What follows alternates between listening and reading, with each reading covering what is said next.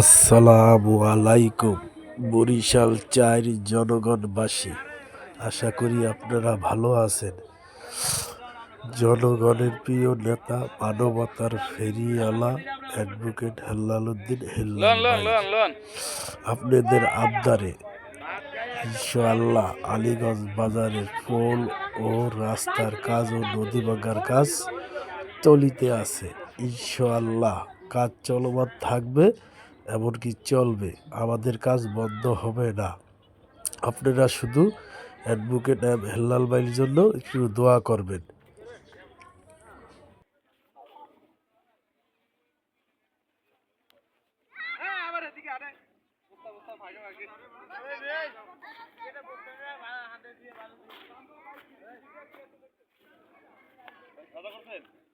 না যাইম গাম হ্যাঁ আইসি ফোন দিছে আবার এটা তুলিয়া ফাটাইতে বাজারের দক্ষিণ সাইডে